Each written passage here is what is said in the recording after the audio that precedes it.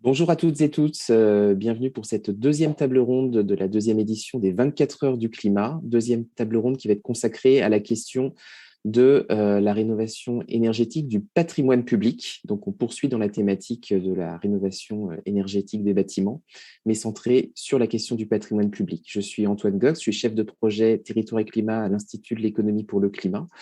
Et j'ai le plaisir d'accueillir mes quatre intervenants pour cette table ronde. Madame Sandra Motin, bonjour. Vous êtes députée de la 6e circonscription de l'Isère et vice-présidente de la Commission des finances. Monsieur Hubert Briand, bonjour. Vous êtes responsable du pôle efficacité énergétique de la Banque des territoires du groupe Caisse des dépôts. Monsieur Sylvain Godineau, bonjour. Vous êtes deuxième adjoint au maire de Lyon, en charge notamment de la transition écologique et du patrimoine. Et Monsieur Alain Resplandy-Bernard, bonjour. Vous êtes le directeur de la direction de l'immobilier de l'État, donc évidemment au premier chef concerné par la thématique de notre table ronde. Quelques mots pour donner un cadrage rapide du sujet avant de pouvoir vous transmettre la parole. D'abord, rappeler que selon les données transmises et publiées encore récemment par le Haut Conseil pour le climat dans son dernier rapport annuel, le bâtiment représente 17% des émissions territoriales de gaz à effet de serre en 2019. Donc évidemment, un secteur majeur pour la transition bas carbone et de ce fait ciblé spécifiquement par la stratégie nationale bas carbone, la feuille de route climatique de la France vers la neutralité carbone en 2050. Et à ce titre, c'est un domaine qui est bien entendu visé par un certain nombre d'obligations réglementaires depuis plusieurs années, depuis notamment la loi Grenelle II en 2010, où le secteur immobilier tertiaire fait l'objet d'une obligation de rénovation énergétique, obligation qui a été renforcée par divers textes législatifs depuis, notamment la loi transition écologique pour la croissance verte de 2015, qui visait l'atteinte d'une diminution de 60% de la consommation d'énergie finale du parc à l'horizon 2050. Cet objectif est toujours présent et a été précisé par la loi Elan et avec notamment la publication en juillet 2019 d'un décret dit tertiaire qui organise l'application de cette obligation en définissant une trajectoire d'évolution pour tous les bâtiments tertiaires de plus de 1000 m² qui sont tenus de réduire leur consommation d'énergie finale de moins 40, moins 50 et moins 60%, respectivement en 2030, 2040 et 2050. Alors, si on en croit les chiffres donnés par le plan bâtiment durable, les bâtiments tertiaires représentent en France 950 millions de mètres carrés, dont environ 380 millions sont publics. C'est à peu près 40% du parc de bâtiments tertiaires qui est du patrimoine public. Donc, évidemment, c'est considérable, à la fois côté État, avec un peu moins de 100 millions de mètres carrés, dont les universités, et environ 280 millions de mètres carrés côté collectivité, et avec en particulier 150 millions pour les bâtiments éducatifs, les écoles, les collèges, les lycées, etc. Alors, face à ces chiffres, ces données, on voit qu'il y a un effort qui est majeur demandé aux acteurs publics, à côté des enjeux de rénovation thermique pour le parc privé, dont il a été question dans la précédente table ronde, et des plans ont été adoptés par l'État, par le gouvernement, dans cette perspective, pour essayer d'accélérer la rénovation et les économies d'énergie des bâtiments tertiaires, notamment du parc public. Cet effort, il a été amplifié avec le plan France Relance, notamment, mais avec cette interrogation sur le fait que le plan France Relance s'arrête après 2022. Or, on estime que les besoins vont continuer de croître pour respecter la trajectoire vers la neutralité carbone portée par la stratégie nationale bas carbone. Donc, l'objet de cette table ronde, ça va être de proposer un bilan quelque part d'où nous en sommes et de se réfléchir à comment accélérer la dynamique et quels freins, quels défis il faut relever pour l'ensemble des acteurs publics. Ça va être l'objet du premier tour de table que je vous propose. Que représentent ces objectifs, ces obligations réglementaires pour l'État et les collectivités et où en est-on? Ce que je vous propose, c'est peut-être de commencer avec vous, Monsieur Resplandy-Bernard. Pour l'État, l'État, c'est le premier propriétaire immobilier européen, près de 180 000 bâtiments. Quel est l'effort engagé sur ces dernières années et où en est-on?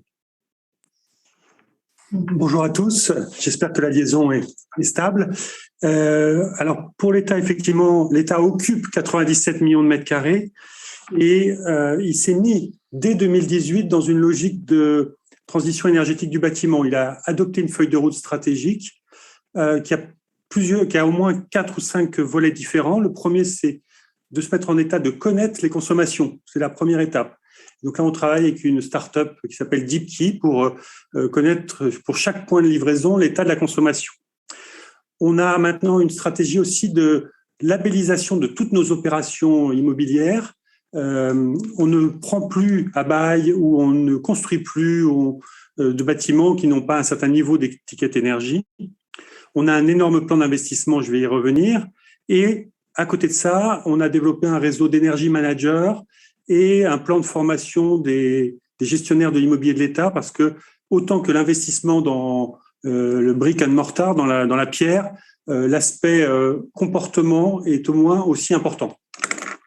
Donc, si je reviens sur l'investissement, on a commencé dès 2019 avec un plan d'1 milliard d'euros pour rénover 38 cités administratives. L'objectif, c'est de faire à peu près 2 tiers de baisse de consommation d'énergie sur ces cités administratives. Et là, on est en plein dans les travaux. Le plan de relance, lui, est une opportunité phénoménale d'accélération, puisqu'on a obtenu 2,7 milliards pour la rénovation des bâtiments de l'État. On a lancé une espèce de compétition nationale en septembre de l'année dernière, qui a eu un engouement terrible, puisqu'on a eu pour 8,4 milliards de projets qui ont été déposés. On a sélectionné les projets avec un objectif calendaire très exigeant, puisque tous les marchés de travaux devront avoir été notifiés avant le 31 décembre de cette année. Et aujourd'hui, on est en phase sur cette feuille de route. Il faut savoir qu'on a déjà notifié plus de 10 000 marchés. Il y a 4 214 projets, mais il y a plus de marchés parce qu'il y a plusieurs lots.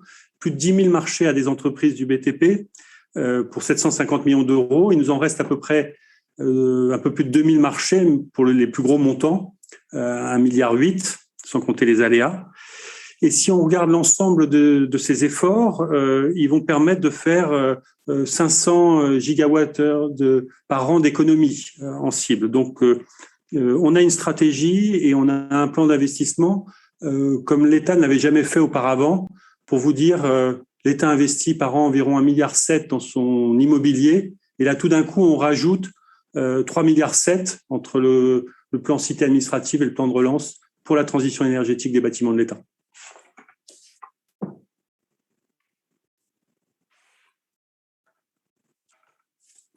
Je remets le micro. Merci pour ces précisions chiffrées et cette comparaison entre le niveau d'investissement as usual, j'ai envie de dire, et puis l'effort qui a été apporté avec ces 2 plans successifs. Peut-être me tourner vers vous, Monsieur Godinot, maintenant, côté collectivité territoriale, pour une grande ville comme la ville de Lyon. Que représente cet effort, sachant que vous êtes arrivé avec une nouvelle majorité il y a 1 an, donc c'est aussi le moment où il s'agit de regarder où en sont les choses. Comment répondre à ce défi? Alors, je vais commencer par provoquer un petit peu pour que la salle puisse réagir. Mais pour moi, sur la réglementation énergétique des bâtiments, il n'y a ni contrainte ni incitation. Ni contrainte parce que, je commence par la contrainte la plus ancienne, qui est la réglementation thermique de l'existant.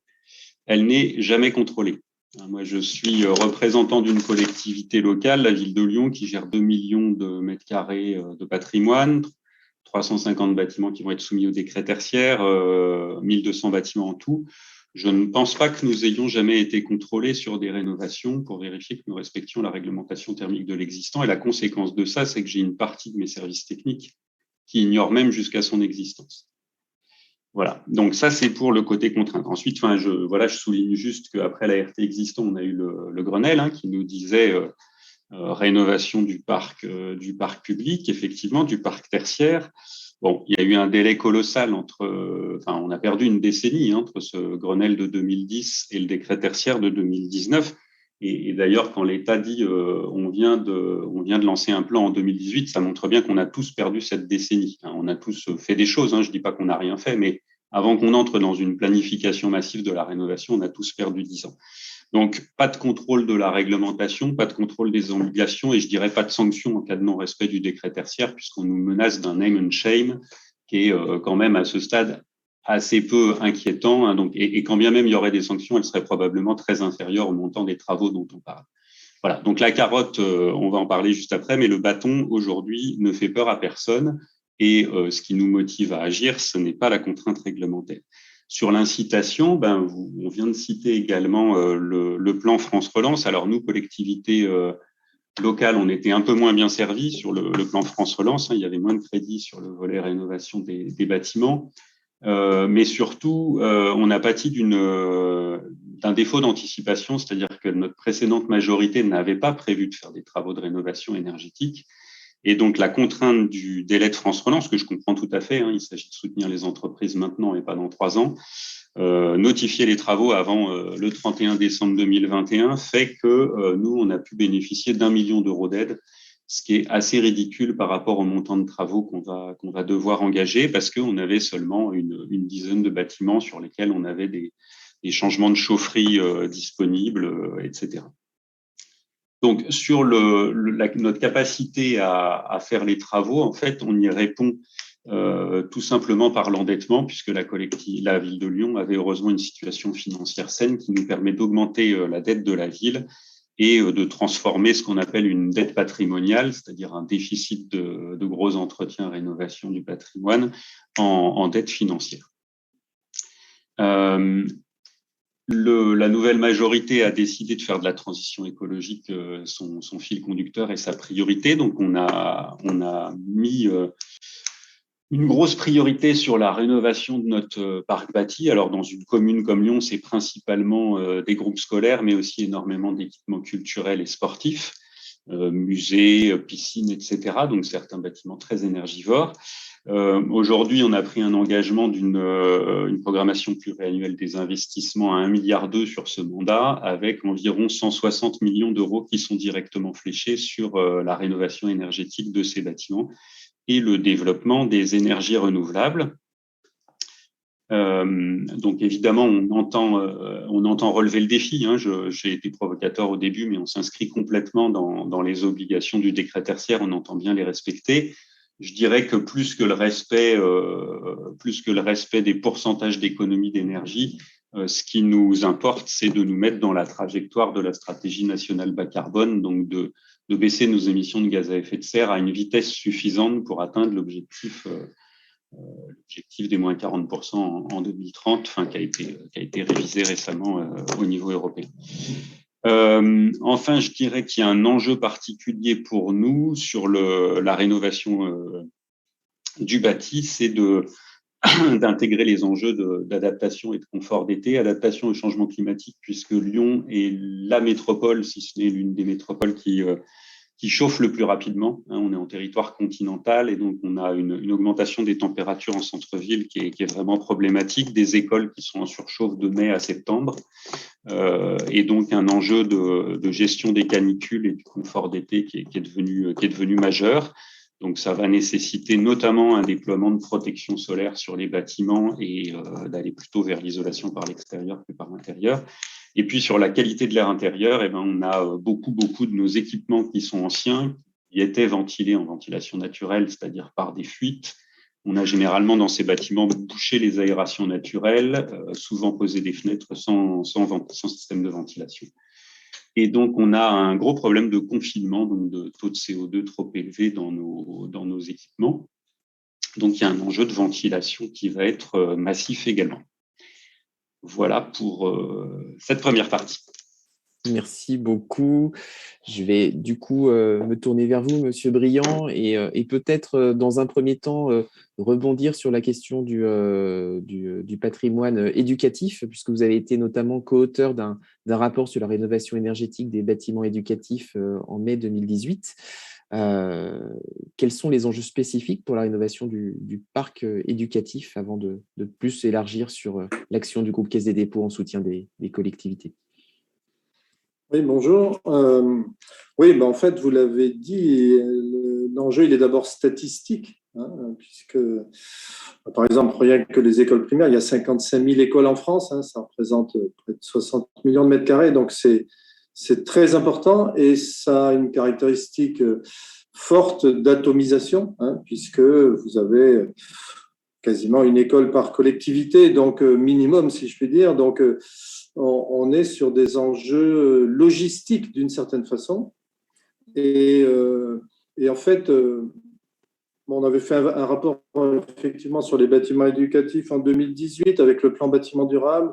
On en a fait un autre sur la rénovation énergétique des bâtiments en général, des bâtiments des collectivités en général en mai 2020 également. L'aspect, si vous voulez, les causes, si je puis dire, de pourquoi les collectivités ne se sont, en l'occurrence, les maîtres d'ouvrage publics ont eu du retard à l'allumage, on pourrait dire, par rapport à ces grands enjeux. Alors, en fait, on avait décomposé en 4 catégories. Il y a des aspects sociologiques, c'est-à-dire qu'un maire rural, pour rénover son école, il est à peu près dans la même logique qu'un particulier pour rénover son pavillon. Donc, c'est pas évident. Il n'a pas forcément ni les moyens techniques, financiers, organisationnels, on pourrait dire. Donc, il y a un vrai sujet d'ordre général. Ensuite, il y a des aspects techniques, il y a des aspects même comptables, on pourrait dire. L'absence de GER par rapport au tertiaire privé est un vrai sujet. La comptabilité publique, en fait, la rénovation se fait au gré, je dirais, des subventions, des dotations d'État ou de la levée d'impôts, si je puis dire, et donc de décisions politiques.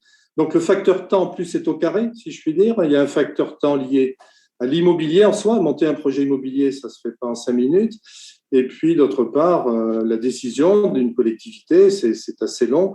Il faut arriver à convaincre à la fois les services et les élus. Donc, je dirais, les causes sont multiples, mais nous, on avait utilisé 2 mots autour de la notion de coût pour sensibiliser, pour travailler là-dessus, puisqu'on a signé une convention avec l'État en 2018, dans le cadre du grand plan d'investissement. C'était le coût d'inaction et le coût global. Le coût global, je ne sais pas si vous connaissez ce chiffre, la durée de vie d'un bâtiment sur 40 ans, c'est 25% d'investissement, 75% de fonctionnement. Donc, si vous voulez, le fonctionnement est quand même très important, ce qui explique d'ailleurs l'intérêt des opérations gain rapide, par exemple, de l'État ou de ce que l'on fait sur l'Intracting qu'on avait été voir en Allemagne et que l'on finance et qui est assez vertueux pour les maîtres d'ouvrage publics. Et le coût de l'inaction, il suffit de prolonger les courbes sur le coût de l'énergie et sur l'obsolescence des bâtiments. Plus on attend, plus le bâtiment se dégrade, plus les travaux seront importants à faire et plus surtout on consomme de l'énergie pendant ce temps-là dans une passoire thermique. Donc l'idée, c'était de sensibiliser au maximum. La sensibilisation, c'est la clé du dispositif.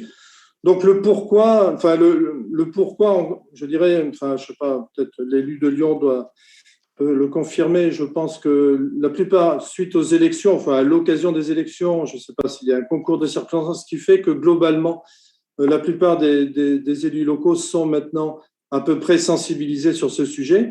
Donc, on est peut-être moins dans le pourquoi rénover mes bâtiments, que dans le comment maintenant. Et donc, donc nous, on a essayé de monter un peu notre dialectique, si je puis dire, autour de la notion de parcours. Parce qu'on s'est aperçu que, si vous voulez, nos directions régionales, quand elles parlaient aux collectivités locales de ces sujets, en fait, les collectivités sont dans une logique de financement de tranches de budget d'investissement, ce qu'a expliqué M. Godinot. En fait, l'idée, c'est de vraiment renverser la vapeur et d'introduire le fil rouge énergétique dans le PPI.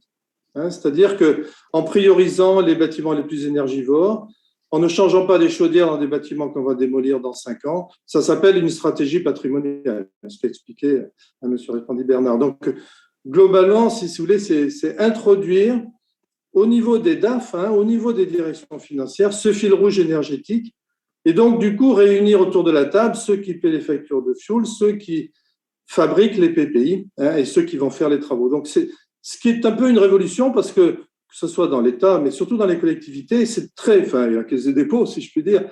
Dans le monde public, on est très structuré par rapport à la section d'investissement et la section de fonctionnement. Or, si vous voulez, la clé, et l'Intracting est un peu cette idée où des non-dépenses de fonctionnement permettent de réaliser des opérations d'investissement pour ensuite économiser, etc. Et donc, voilà. Donc, le parcours, c'est quoi? C'est l'ingénierie amont. Donc, le programme AT, comme vous le savez, de l'État, aide pas mal les collectivités, pas toutes, mais quand même beaucoup. Nous aussi, nous avons pas mal de crédits d'ingénierie pour aider les collectivités dans ces études amont. Et ensuite, il y a les travaux, le financement de ces travaux, et ensuite le suivi des consommations avec ou non des marchés globaux de performance énergétique. Mais si vous voulez, l'idée, c'est de ne pas commencer par le financement, de casser cette idée. Vous avez des dépenses à faire, peu importe les économies à la clé. L'idée, c'est vraiment le fil rouge énergétique au départ et commencer à dire, avant de faire quelque chose, faites bien les études amont et on les finance avec le mode de financement le plus opérant, le plus efficient par rapport au mode opératoire de la collectivité, le plus efficient. Commençons par le mode opératoire. Après, on verra le financement. Mais ne commençons pas par le financement au départ. Pardon.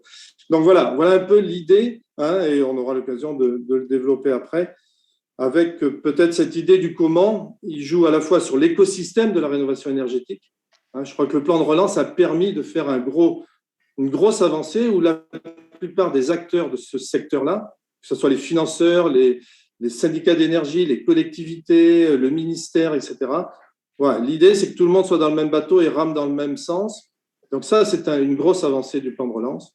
Et puis ensuite, le maître d'ouvrage lui-même, le maître d'ouvrage public, l'idée, c'est de l'aider au maximum, qu'il soit, entre guillemets, gros, comme par exemple la métropole de Lyon, ou petit, entre guillemets, comme une commune rurale qui, lui aussi, a des écoles à rénover, avec la notion de mutualisation, mais on pourra y revenir tout à l'heure.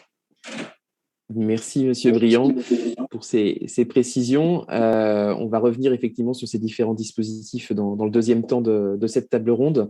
Madame Mottin, je me tourne vers vous virtuellement maintenant, parce qu'effectivement, l'État a une double responsabilité sur ce sujet, à la fois pour parvenir à respecter ses engagements internationaux, ses obligations réglementaires pour son propre patrimoine, mais également vis-à-vis du soutien à l'investissement des collectivités. Si vous pouviez nous dire un petit peu les réponses qui ont été apportées et la vision que vous en avez aussi en tant que parlementaire dans votre circonscription. Alors, je vais commencer par dire une chose. D'abord, bonjour. Et puis, je crois qu'il faut qu'on se sorte de la tête l'idée que l'État, c'est seulement Paris. L'État, c'est nous tous. C'est effectivement, on va dire, les administrations centrales à Paris avec leur ministère, mais c'est aussi les régions, les départements, les collectivités, quelles qu'elles soient.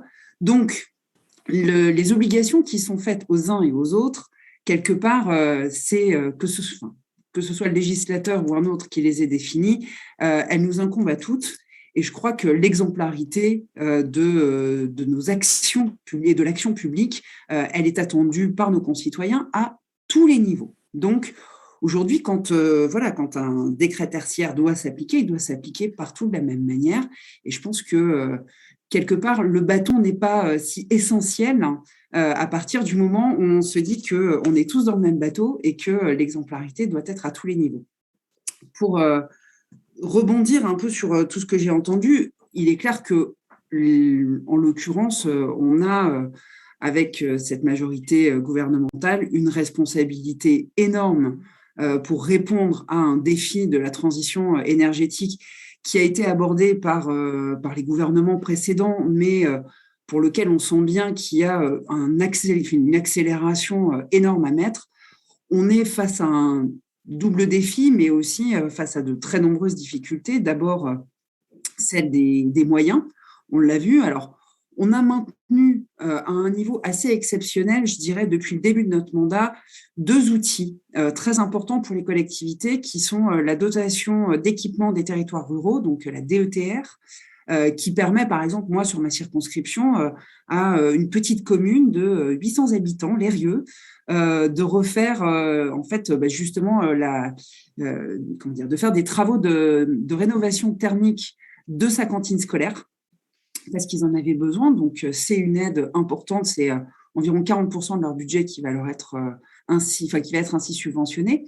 Et puis, on a aussi agi sur une autre dotation qui est celle qui s'adresse à des plus grandes collectivités, la DECIL, donc une dotation, alors je crois que c'est spécial d'investissement local, qui permet aussi, donc qui permet là de financer des projets un peu plus importants, notamment pour des métropoles ou pour des communautés de communes qui en ont besoin. Donc, on a, au travers du plan de relance, donc, mis en place une décile exceptionnelle qui a permis quand même, avec 950 millions de budget, de redonner aussi ce coup de booster dont on a conscience qu'on a tous besoin, parce que comme le disait justement M. Godino, et on est presque voisins, parce que moi je suis dans la 3e couronne de la métropole lyonnaise, concrètement, on a un vrai souci sur, sur le rafraîchissement d'un certain nombre de lieux publics à cause de du réchauffement climatique, tout simplement. Et donc, on a peut-être oublié un peu cet été parce qu'on n'a pas eu un très bel été, mais ça faisait 2 étés de suite que, chez moi, des écoles élémentaires fermaient à cause de la chaleur pendant quelques jours.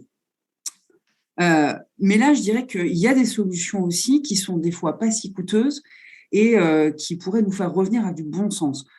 Une chose, moi, que j'ai vue, notamment en étudiant la loi climat et résilience, sur laquelle, justement, je me suis penchée sur à la fois la façon dont des bâtiments commerciaux ou tertiaires pouvaient produire de l'énergie ou faire en sorte de faire baisser la température par notamment des toits végétalisés.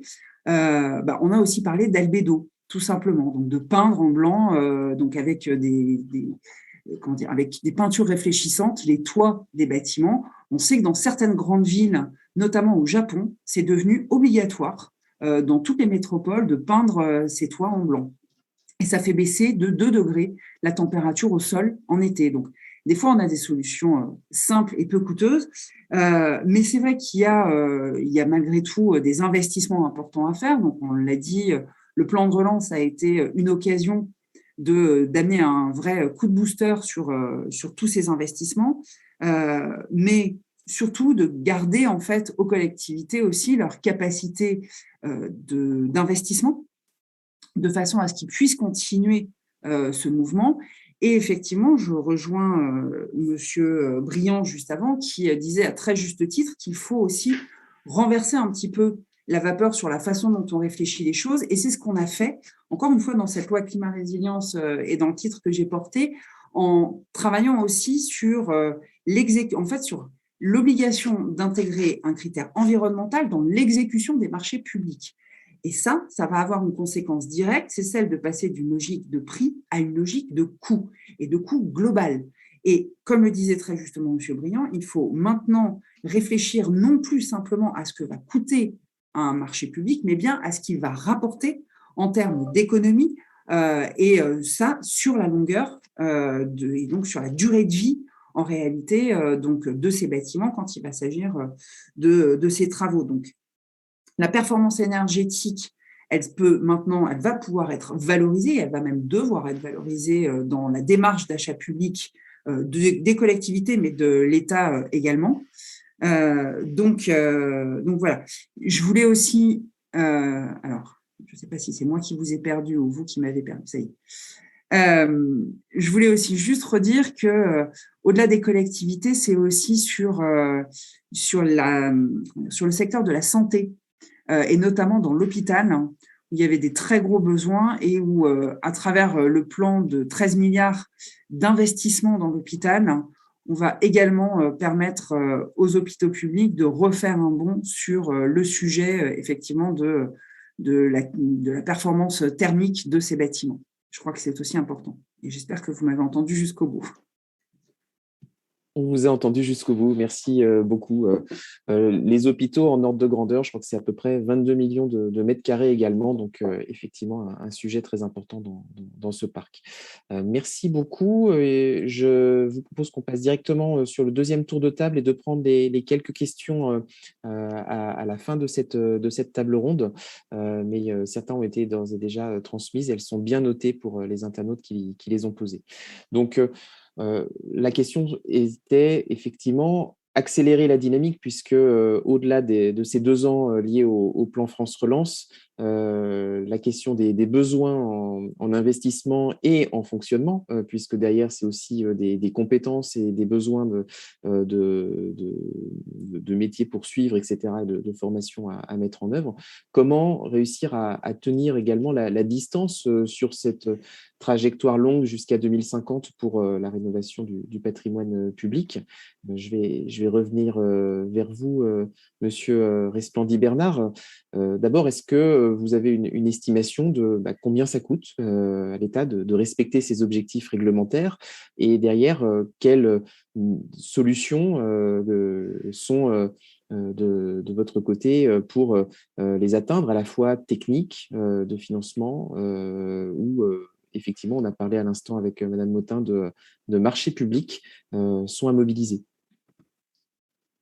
Alors, pour le décret, pour l'obligation du décret tertiaire, ça concerne chez nous 68 millions de mètres carrés sur les 100 millions qu'on occupe. Première chose à dire, c'est que ce n'est pas uniquement une histoire d'investissement. Ce qui a déjà été dit par les autres, on a regardé pour faire les 60% d'économie, on peut aller en chercher un peu plus de 8% avec le travail avec les occupants. Donc ça, on connaît le concours Cube, par exemple. Le réseau d'énergie manager va travailler là-dessus à partir des données de consommation en temps réel. Donc mobiliser les occupants sur l'usage. Si on ne le fait pas, en plus, on risque d'investir à perte, puisqu'on a toujours un effet rebond quand on investit, qui peut augmenter les consommations. Donc il faut vraiment travailler sur les usages. Le deuxième gros volet qui ne coûte pas énormément en investissement, c'est le travail sur l'optimisation de l'exploitation des bâtiments. Là, on estime un vivier à 15 à 17%, avec des choses, on parle là beaucoup du confort d'été. Aujourd'hui, on s'est relié une gestion technique de bâtiments au taux de présence effectif, et donc on va renouveler l'air, on va chauffer ou refroidir en fonction de la présence effective dans les différentes salles. Et donc ça fait des économies très significatives. Donc tout le travail sur aussi la maintenance de nos équipements. On sait aujourd'hui que par défaut de maintenance, on a des équipements qui ne sont pas à leur rendement meilleur possible, que ce soit en climatisation ou en chauffage. Et là, donc 15 à 17%. Donc il reste 35% à aller chercher sur de l'investissement pur. Alors, toujours une hésitation à donner un chiffre, parce que d'abord, c'est des calculs un peu massifs et qui peuvent faire peur et qui restent approximatifs. Mais à chaque fois qu'on fait une rénovation globale, on embarque d'autres travaux, du désavantage, de l'accessibilité. Donc, voilà, gros chiffrage sur nos cités administratives, on est à 1 500 € du mètre carré. Si je prends mes meilleurs outils de calcul, c'est-à-dire le coin de table et la louche, je suis net d'économie d'énergie à plus de 90 milliards à financer d'ici 2050. Donc ça peut faire très peur. Mais d'un autre côté, si on le divise, ça fait 33 milliards par an. Ça fait, rapporté à la valeur du parc, un petit 4% de la valeur financière du parc immobilier. C'est pas beaucoup plus que ce que fait une foncière privée dans son GER et dans son investissement annuel d'entretien de son parc. Le problème qu'on a, c'est que, en tout cas avant plan de relance, l'État n'investissait qu'1,7 milliard par an. Donc voilà, c'est plutôt ça le problème que le chiffre en soi qui va être embarqué dans des tas d'opérations. Quand on décide de déplacer un commissariat, en même temps, on arrive avec un nouveau bâtiment très efficace. À côté de cet effort d'investissement, il y a un levier qui est important aussi, qui ne fait pas que des amis, mais je pense qu'on a un effort de diminution des surfaces, de notre empreinte bâtimentaire. Et ça se fait par une meilleure organisation des services, une meilleure efficacité des plans, et aussi d'accompagner les mutations du travail, du télétravail, pour réduire l'impact. Et si je citais les cités administratives qu'on rénove, elles permettent en même temps à l'État d'abandonner 240 000 m2 et surtout des passoires thermiques. Alors, pour réussir un peu le défi d'investissement, on utilise déjà tous les outils à notre disposition, comme les marchés globaux de performance. 12 des 38 cités sont faites en MGP. On utilise des contrats de performance énergétique. Un typique, le camp de Mourmelon, sera désormais dans le futur célèbre pour rien d'autre que pour son contrat de performance énergétique, c'est une grosse opération de rénovation. Mais ça ne suffira pas. Je rappelle, l'État dépense 700 à 800 millions d'euros de dépenses énergétiques par an. Donc, même s'il en économise les 2/3, 500 millions, par rapport aux 92 milliards que je citais, c'était avec les économies d'énergie déduites. Donc, ça ne sera pas à la hauteur, il faut plus. Et pour ça dit budgétaire, mais ça veut dire aussi deux choses pour moi très importantes. Un besoin de partenariat notamment avec les industriels, je vais revenir, mais avec les collectivités locales.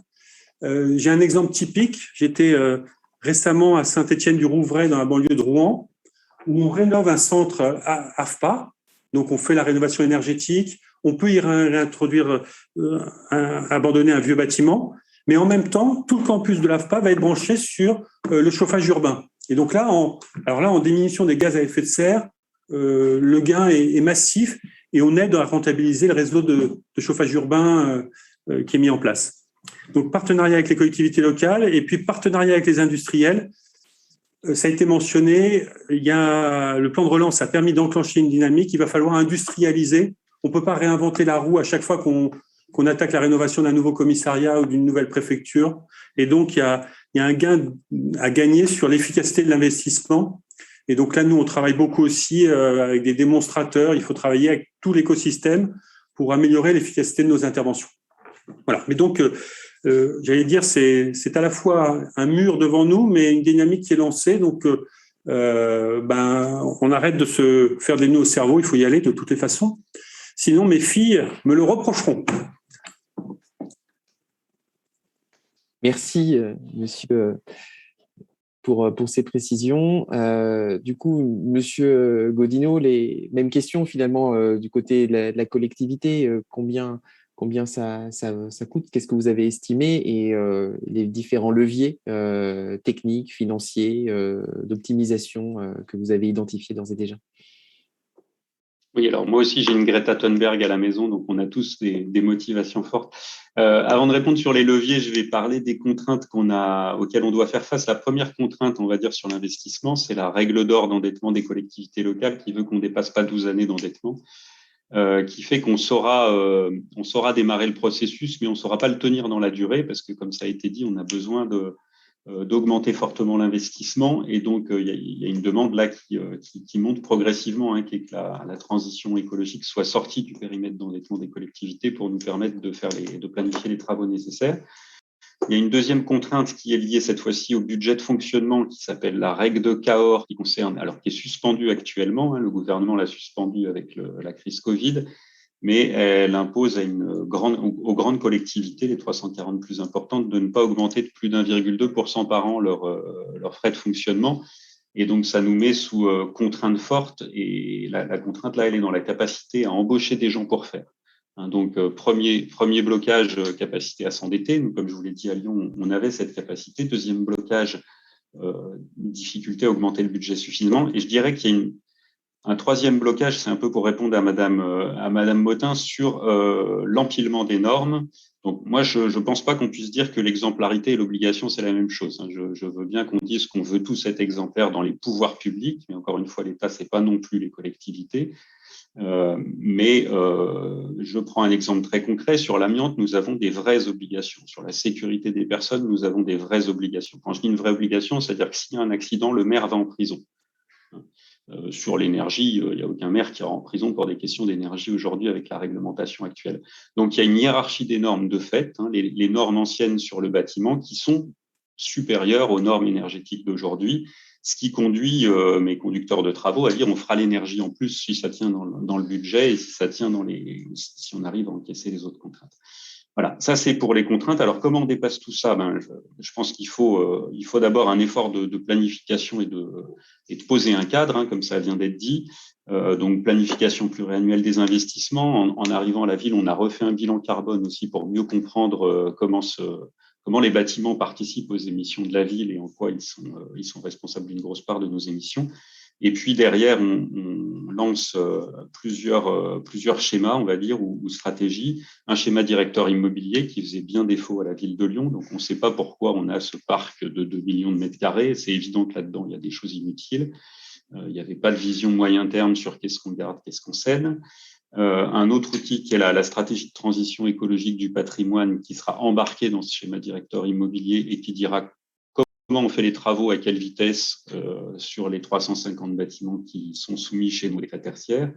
Et puis enfin, un cahier des exigences techniques et environnementales qui est le cahier des charges qui sera joint à tous nos marchés de travaux pour dire le niveau de performance qu'on fixe dans les bâtiments neufs et dans la rénovation pour qu'on n'oublie pas de prendre en compte un certain nombre de paramètres.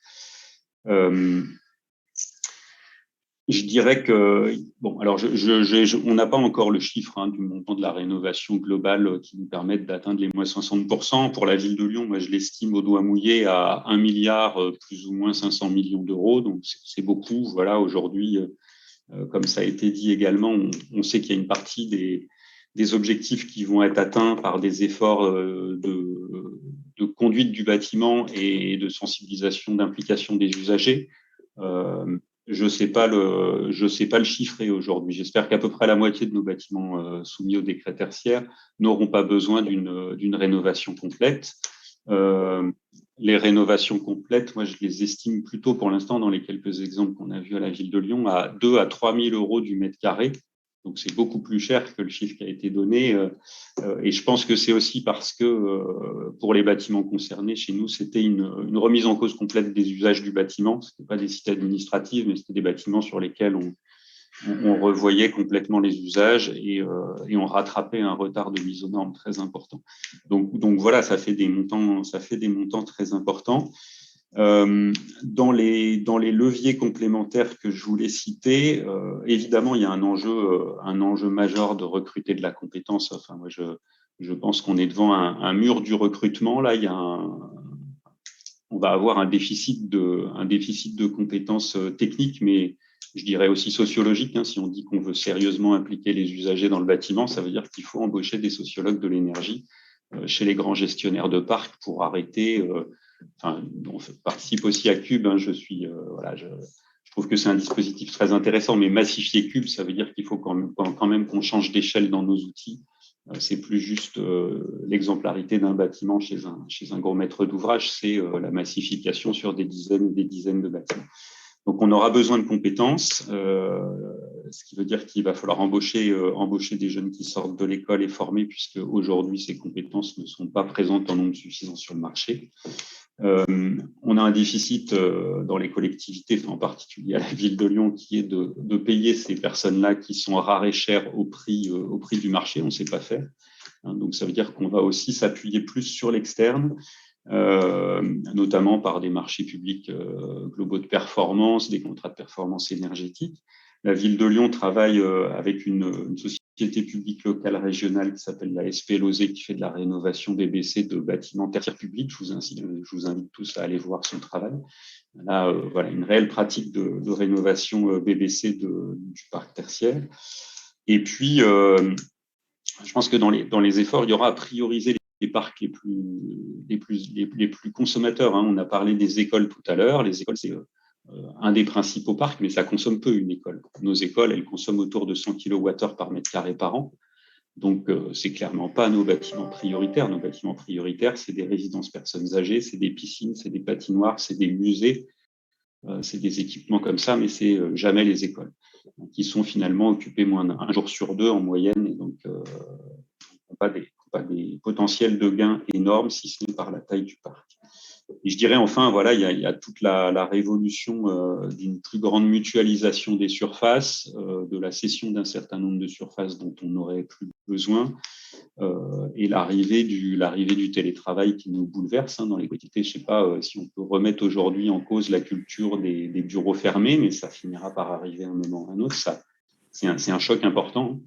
Je dirais enfin, il y a un axe qui est, si on veut aller vite, qui est la question de la sobriété et de l'acceptation de dégrader parfois un petit peu le confort d'usage. Je pense que dans certains bâtiments, on a été trop loin sur le confort et qu'on peut aller gratter quelques degrés de chauffe ou de climatisation dans nombre de bâtiments. Merci. Merci beaucoup. Le temps passe très, très vite. Merci pour toutes ces pistes.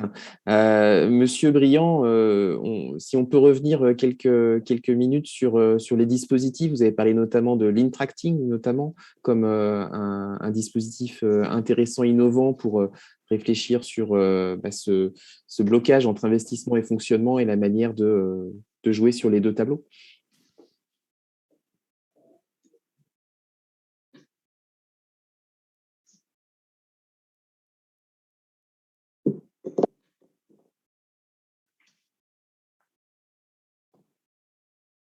Monsieur Briand, on ne vous entend pas. Je ne vous entends pas. Oui. Ah, pardon. Vous ne nous entendez pas? Vous m'entendez pas là? Oui, c'est bon. Pardon. Oui, je disais que, en fait, dès 2018, donc bien avant le plan de relance, on avait à la disposition des collectivités 2,5 milliards de fonds à la disposition des collectivités. Et pour en venir au sujet précédent, on avait dépensé 50 millions à la fin de l'année dernière. Donc, il y avait quand même un problème.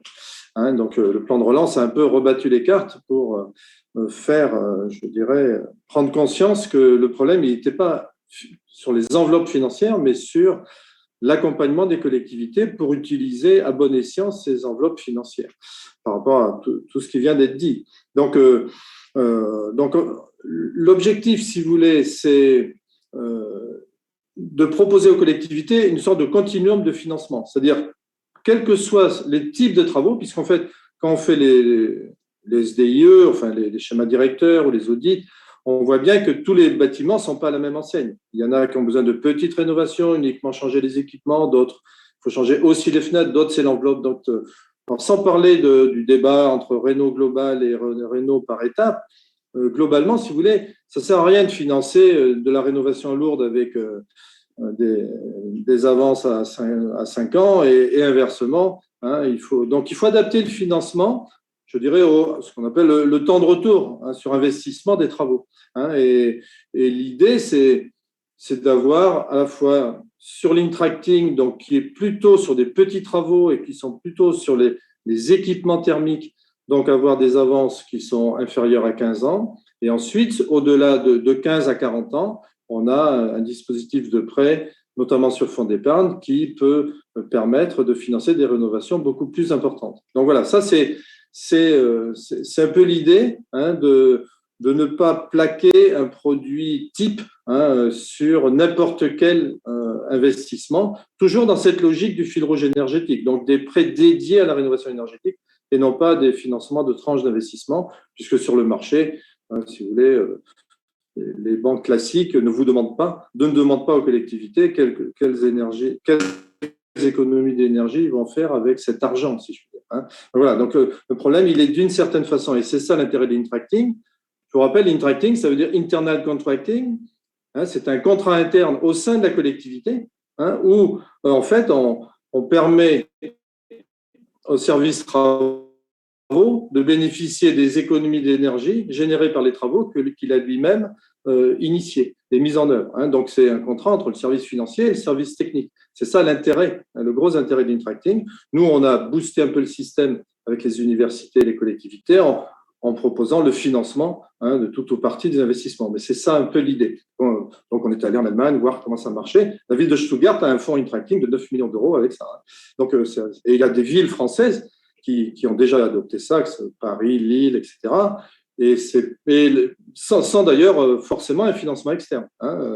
Là, nous, on propose un financement complémentaire pour l'idée étant d'investir pour économiser, ce qui n'est pas forcément intuitif, mais investir beaucoup pour économiser beaucoup au départ. Vous voyez, c'est un peu cette idée.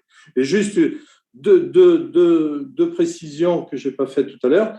L'histoire des écoles, effectivement, elle consomme moins, mais c'est symbolique. Un enfant est forcément un ambassadeur.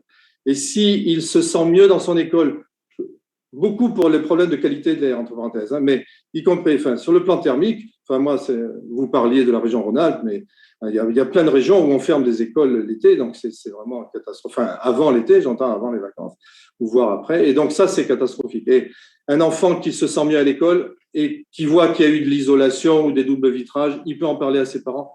Il y a un aspect pédagogique, je dirais, qui est très important, donc qui va au-delà, je dirais, de l'aspect purement thermique. Et puis, la deuxième chose que je voulais évoquer, c'est cette idée de mutualisation pour les petites communes. Donc là, bien sûr, les grosses collectivités sont moins concernées. Mais si vous voulez, dans le sillage d'ACTE, du programme C2E de la FNCCR, si vous voulez, les appels à manifestation d'intérêt étaient basés sur la notion de mutualisation pour les petites communes. Donc, je dirais une mutualisation à tous les étages, mutualisation de l'ingénierie, mutualisation des travaux, mutualisation du suivi énergétique, c'est les fameux CEP, les conseillers en énergie partagés qui existent, ou les économes de flux, peu importe comment on les appelle.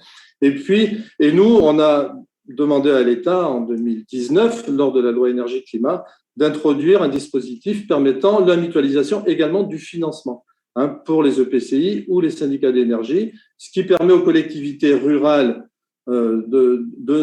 d'avoir une sorte de système clé en main pour la rénovation de leurs petits travaux, d'une certaine façon, parce que tout le monde s'épuisait à financer, je dirais, petite collectivité, entre guillemets, collectivité par collectivité, des montants faibles. Donc voilà, mutualisation à tous les étages, je pense que c'est quelque chose qui ira au-delà du plan de relance. Vous voyez, je crois qu'il ne faut surtout pas s'arrêter au plan de relance. Le plan de relance a permis de booster, de mettre un peu en ligne tous les acteurs de l'écosystème.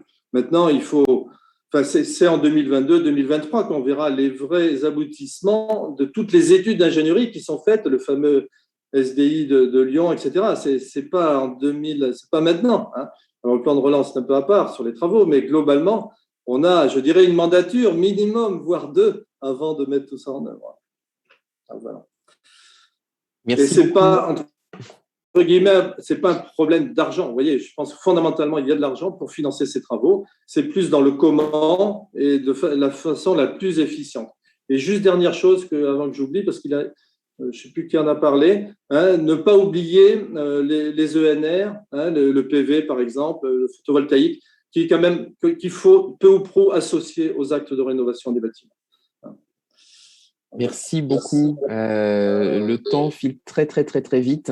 Je vais juste vous transmettre une question qui a été posée par un des internautes sur l'absence de contrôle de la réglementation thermique qui a été évoquée à différents moments. Et néanmoins, l'internaute soulignait que les matériaux évoluent quand même malgré tout. Donc, il y a la dimension incitative de la réglementation qui, s'il n'y a pas le bâton, cette réglementation, elle joue aussi sur l'ensemble de l'écosystème industriel finalement et économique autour de ces enjeux.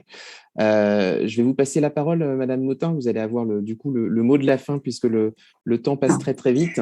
On a bien entendu qu'il y avait des besoins de poursuivre les investissements dans le temps. On a entendu l'écart entre ce que faisait l'État pour son propre patrimoine et ce qui est arrivé récemment. Mais on voit bien que l'enjeu du financement, il n'y a pas que ça. Quelle perspective dans le PLF 2022, on est sur la continuité du plan France Relance.